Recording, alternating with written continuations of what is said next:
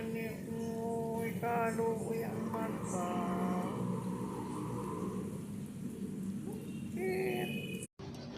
Hello guys!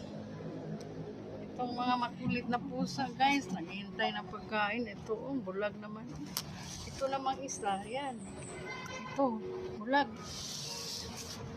Itong